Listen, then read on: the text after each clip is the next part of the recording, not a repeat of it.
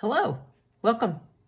First things first, can you please like it, share it, and subscribe to the channel if you haven't done so. If you have, thank you for being here with me. I really do appreciate it. You know, today I was reading the gospel, and I'll read it here in just a minute. It comes from John 14, verses 27 to 31. And there are many things that come to mind for me. And as you know, I do listen to Hallow app every day, and I do listen to Jeff Caven's reflection on that. And I'm going to talk about that in just a minute. And there are days when I sit here and I journal, and I say to Papa, what do you want me to say? And I've said this before in some of my previous videos of I pray throughout the day. If nothing had really come to me, I pray throughout the day that what is it that you would like me to share? And usually he reveals that to me.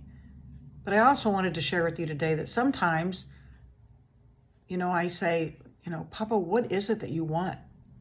And I don't necessarily get an answer right away. And that's okay. Because eventually he's going to reveal it to me. So today I'll read the gospel, and we'll just talk about that and what I think. So John chapter 14, verses 27 to 31 says, Jesus said to his disciples, "Peace I leave with you, and my peace I give to you. Not as the world gives, do I give it to you. Do not let your hearts be troubled or afraid. You heard me tell you, I am going away and I will come back to you." I'm going to stop right there. Peace. It was interesting that as I'm reading this morning, my brother Tommy texts me, and he said, "Did you ever have?"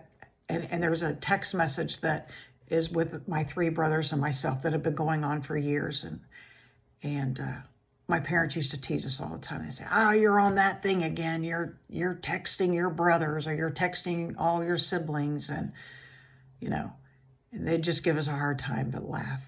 And I know deep down very happy that we are as close as we are and that we stay in contact with each other.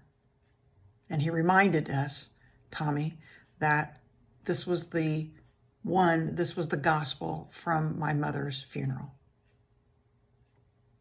Peace I leave with you, my peace I give to you. Not as the world gives, but as I give. If you love me, you would rejoice that I am going to the Father, for the Father is greater than I. And now I have told you this before it happens, so that when it happens, you may believe. Now I underlined that. And the reason is when I first read that, I'm like, how many times did he tell them what was going to happen? How many times? Multiple. He always told them before it was going to happen, so that when it did happen, they would believe. I will no longer speak much with you, for the ruler of the world is coming. He has no power over me, but the world must know that I love the Father, and that I do just as the Father has commanded me. He does just as the Father has commanded him. It makes me think, do I do what my Father has asked me to do? On a daily basis, examining my life and determining, am I doing what Jesus and my Father, my Papa, wants me to do? Do I pray to the Holy Spirit on a daily basis, asking him for his guidance? And then I listened to Jeff this morning, and Jeff basically he talked about peace, but he also talked about Russell Brand being baptized, and he talked about baptism. And then that, of course, gets my brain moving and thinking about, of course, I don't remember my baptism. I've seen pictures. I know my baptismal date. Do you? I was born on February 3rd, and my baptismal date is February 17th.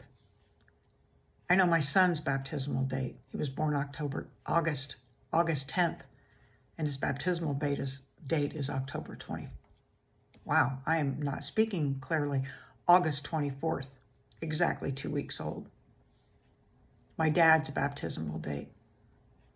My dad wasn't baptized until 2007, I believe. 2007. And it was in April, and it was the vigil. My husband was baptized in 1992. I find that interesting. I didn't know that date until today. As I was sitting here at work, I looked it up. Because David joined the church in 2006. And I'm like, wow, he was baptized in 1992 in April, and we met in June of 1992. Pretty cool. Made me think, do you know your baptismal date? Do you know yours? I'm going to assume that you're baptized. If you're not, you need to think about that, giving your life to Jesus.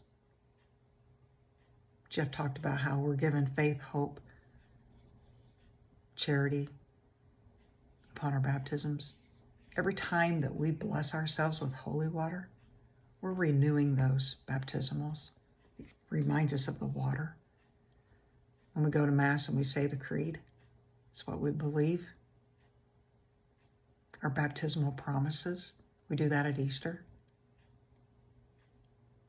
So today, there's just so much in this, and I still think about what it is, Papa, that you want me to talk about.